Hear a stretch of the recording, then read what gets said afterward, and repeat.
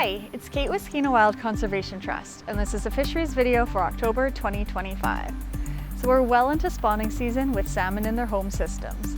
In this video, we're going to talk about some environmental conditions, and then take a look at the salmon returns that we've seen in the Skeena and on the North Coast this year, and then wrap up with a bit of discussion on the steelhead situation in the Skeena and some of the relevant fisheries information and management decisions that we saw this year.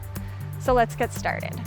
You may remember that salmon that returned this year saw variable freshwater and marine conditions, with both La Nina and El Nino periods between 2022 and 2025 when the salmon were at sea, as well as marine heat waves.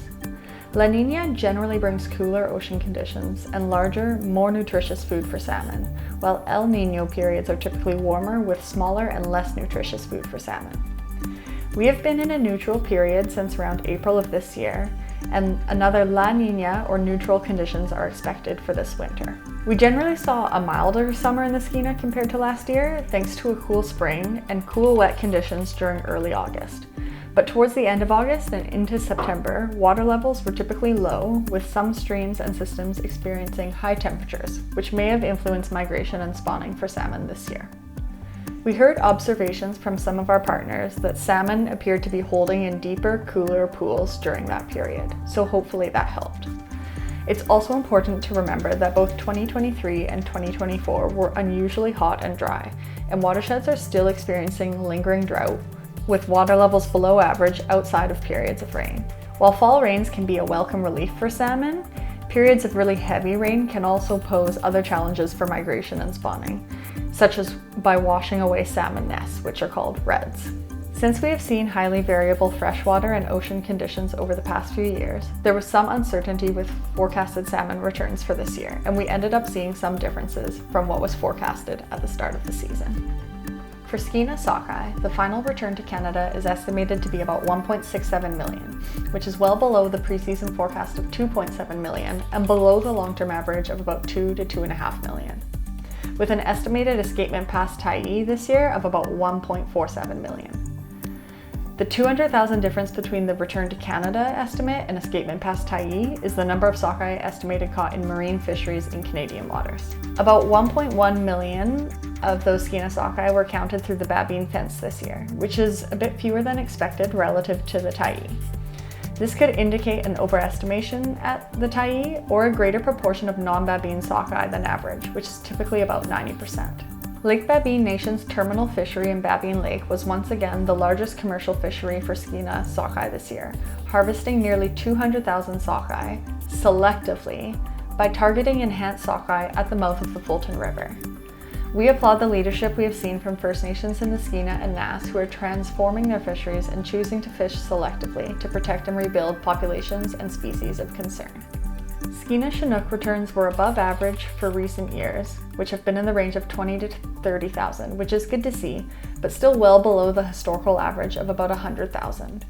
Chinook may be benefiting from recreational closures in recent years. The preseason forecast was an estimated return of about 26,600 Chinook, and the final estimated run size will be calculated postseason in the fall by DFO. Pink salmon were very abundant in the Skeena this year and peaked early in the season. There are good pink escapements into the Kitwanga River, which supported a small-scale fishery by Gitniao this year, and likely the Skeena main stem, but escapements into the Lake Else River, which is one of the Skeena's major pink producers, were not good. This has the potential for a myriad of effects on the health of Lake Else River. The food base for juvenile steelhead and cutthroat trout are directly impacted by the low pink returns. Skeena coho returns are relatively poor and well below average this year, and chum returns are slightly improved compared to last year, but Skeena chum remain very depressed and well below average. In the Nass, Chinook abundance remains very poor this year. Sockeye, coho, and steelhead returns are below average, and pink and chum salmon returns are above average based on escapement counts in early September. Mesiadan sockeye showed slightly above average abundance, while fewer than 40 large Chinook were counted at the Mesiadan fishway. More information on salmon and steelhead returns in the Nass is available from Niska Department of Fish and Wildlife and Gitniao Fisheries. In Douglas Channel in the Kitimat area, pink escapements were excellent this year, and similar to the Skeena, their timing was earlier than normal. However, chum returns were quite poor. And on the Central Coast, chum abundance also remains very low, and pink salmon abundance has generally been high, but in the Atnarco River, pinks were below average this year. The Skeena summer run steelhead return is quite poor again this year, with an estimated return of about 12,000 based on the Tyee index. This ranks as around the 7th lowest return in 70 years, and is well below the threshold of 24,000 identified by the province for conservation concern. Yet we have seen no action and a lack of will to implement their own recommended conservation measures. Steelhead are caught in many fisheries, from Southeast Alaska all the way to their home streams, with interception in Alaska likely the largest source of mortality for Skeena steelhead in many years.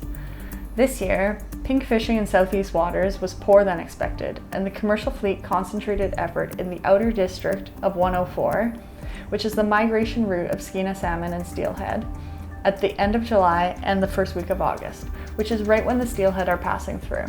Fishers in Southeast Alaska are not required to record numbers of steelhead they catch, but those fish are discarded overboard with mortality rates greater than 90%.